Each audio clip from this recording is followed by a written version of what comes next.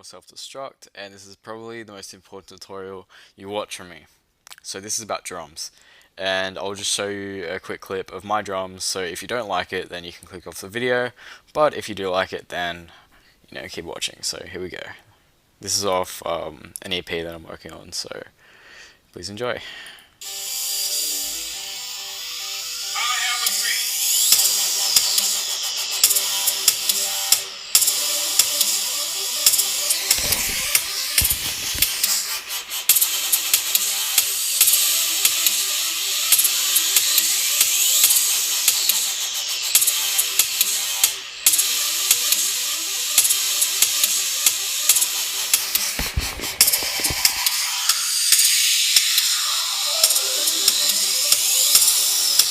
Alrighty, so I just made a quick project file with a kick and a snare.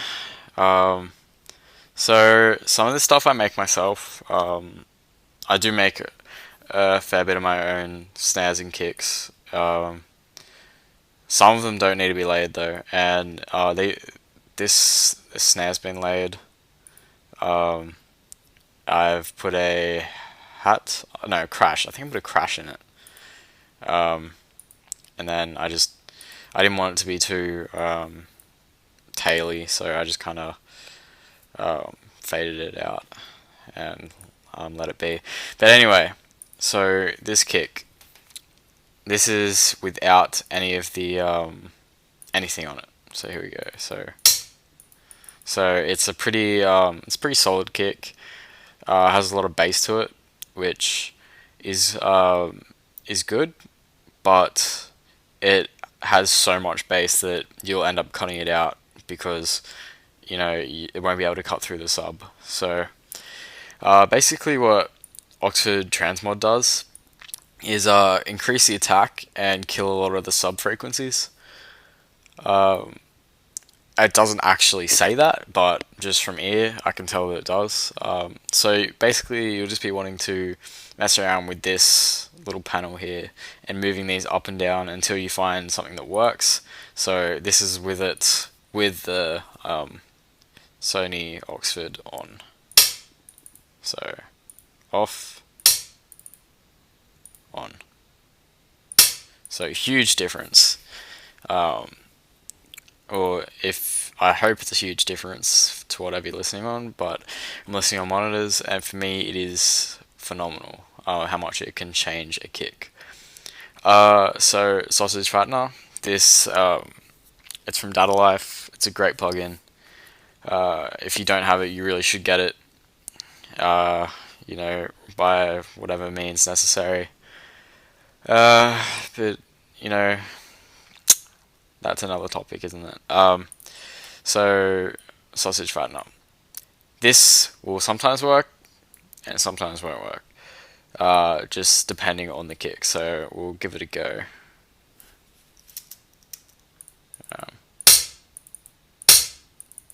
so that, um, so that makes it huge. That is ridiculous. Sometimes it kind of counteracts the transmod and it brings back the sub frequencies, and that's why I don't use it a lot of the time. So you've heard it with it, but I prefer it without on this again. It's very 50-50 for me, but and I only really use that on small kicks, like in snares, like the ones that actually need oomph.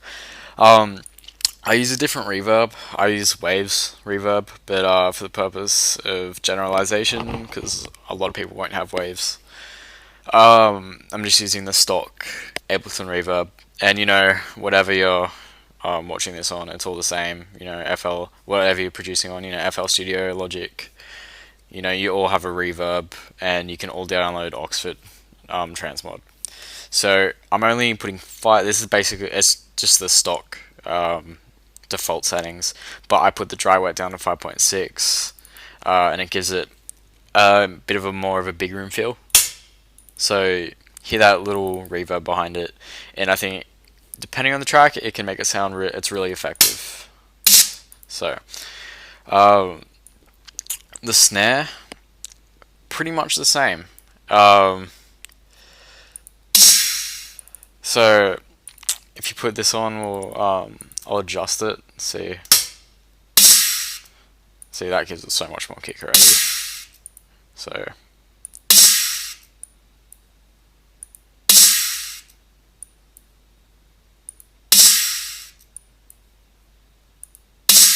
yeah, there we go. So it's just really about balancing it out. Sausage pattern will not work on snares most of the time. Reason being is because they just make the highs pop like incredibly. And sure, if you want like a fuzzy snare, it's like it just sounds stupid and it distorts, and yeah, I don't want to reverb on this, but again, preference. It's all preference. Now we're going to do a little bit of EQing. Very basic, super basic. But really, it's gonna be what happens on most of your kicks and snares. They're generally around. I use Spectrum. Spectrum's a great little thingo plugin. It just comes with Ableton. I'm sure you've got one in FL Studio or whatever you're using, and it just shows visually, where all the sounds are, all the frequencies are. So so as usual, it's peaking at around the 100 mark. It's also got a little bit more on the low end, which, as I said before, it does have a lot of low end.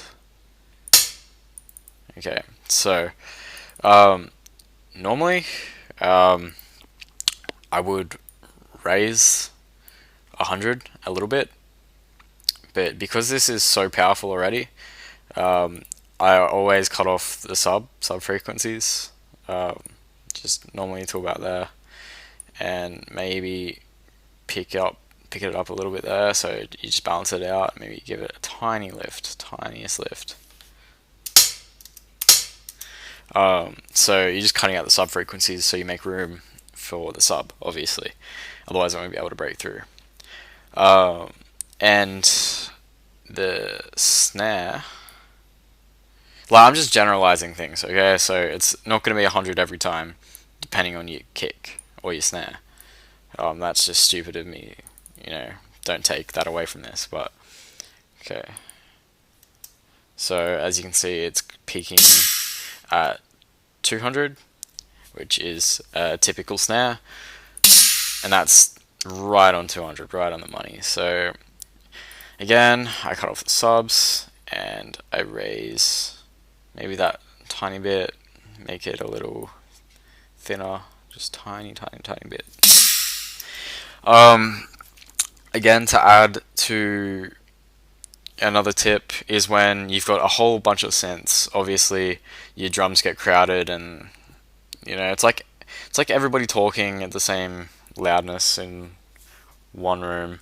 You can't hear what the other person right next to you is saying because everybody's talking at the same volume, and it all just sounds like a bunch of loud noise. So what you want to do on your synths, you'll either want to sidechain compress, or you will want to lower the frequency where your kicks and snares are, just a tiny bit, just hook it out. Again, generalizing stuff here, but it works for me a lot of the time. If you need a sidechain tutorial, let me know, but I'm sure there's plenty out there. I learn on tutorials. That's how I learn. I learned the transmod from Mutrix, an American buddy of mine. But that's about it. Really, if you've got any questions, please leave them below. If you've got any specific sounds you want me to make or recreate or whatever you want me to do, I'll give it my best shot. But please stay active and stay tuned. Cheers.